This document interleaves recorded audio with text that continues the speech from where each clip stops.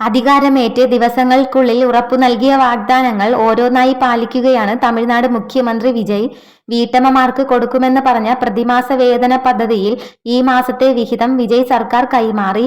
തമിഴ്നാട്ടിന്റെ പുതിയ മുഖ്യമന്ത്രിയായി ചുമതലയേറ്റ ദിവസങ്ങൾക്കുള്ളിൽ കലൈച്ചർ മകളർ ഉറുമൈത്തുകൈ ഈ പദ്ധതിയിൽ ഉൾപ്പെട്ട വനിതകൾക്ക് ആദ്യ ഗഡുവായ 1000 രൂപ രാവിലെ ബാങ്ക് അക്കൗണ്ടുകളിൽ എത്തിച്ചു. പദ്ധതിയിൽ ചില മാറ്റങ്ങൾ വരുമെന്ന് വിജയ് സർക്കാർ അറിയിച്ചിരുന്നു.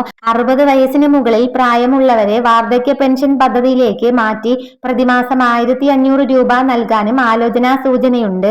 DNK സർക്കാർ നടപ്പിലാക്കിയ പദ്ധതിയുടെ ഭാഗമായിട്ടാണ് ഈ തുക നൽകിയത്. അന്തരിച്ച പാർട്ടി അധികായം M കരുണാനിധിയുടെ പേരിലാണ് ഇത് അറിയപ്പെടുന്നത്. അർഹരായ കുടുംബങ്ങൾക്ക് വാർഷിക വരുമാനം 2.5 ലക്ഷം രൂപയിൽ താഴെയായിരിക്കണം. കൂടാതെ അവർക്ക് 5 ഏക്കറിന് താഴെ തണ്ണീർത്തടമോ 10 ഏക്കറിന് താഴെ വരണ്ട ഭൂമിയോ ഉണ്ടായിരിക്കണം. റേഷൻ കാർഡിൽ പട്ടികപ്പെടുത്തിയിരിക്കുന്ന എല്ലാ അംഗങ്ങളെയും ഒരു കുടുംബ യൂണിറ്റായി ഈ പദ്ധതി കണക്കാക്കും. റേഷൻ കാർഡിൽ പേരുള്ള വനിതാ ഗൃഹനാഥയെ സഹായത്തിന് അർഹതയുള്ള കുടുംബനാഥയായി കണക്കാക്കും. 21 വയസ്സിന് മുകളിലുള്ള ഒന്നിലധികം സ്ത്രീകളുള്ള കുടുംബങ്ങൾക്ക് ഒരപേക്ഷകരെ തിരഞ്ഞെടുക്കാം.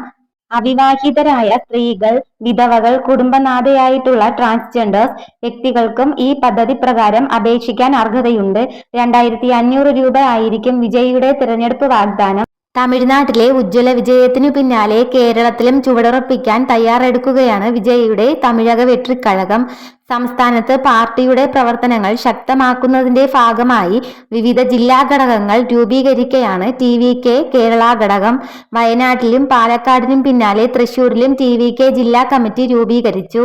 തൃശൂർ ജില്ലയിലെ വിജയ് ആരാധകരെ അണിനിരത്തിയാണ് TVK ആദ്യ യോഗം ചേർന്നത്. ആദ്യഘട്ടത്തിൽ വാർഡ് തലത്തിൽ കമ്മിറ്റികൾ രൂപീകരിച്ച് ജനങ്ങളിലേക്ക് ഇറങ്ങിച്ചെല്ലാനാണ് TVK കേരള ഘടകം ലക്ഷ്യമിടുന്നത്. വയനാട്, പാലക്കാട്, തൃശൂർ ജില്ലകൾക്ക് പുറമെ കേരളം ഒട്ടാകെ പാർട്ടിയുടെ പ്രവർത്തനം വ്യാപിപ്പിക്കുക, കൂടുതൽ വനിതാ പ്രവർത്തകരെ പാർട്ടിയിലേക്ക് ആകർഷിക്കുക എന്നിങ്ങനെയാണ് പ്രാരംഭഘട്ടത്തിൽ TVK കേരള ഘടകം ലക്ഷ്യമിടുന്നത്.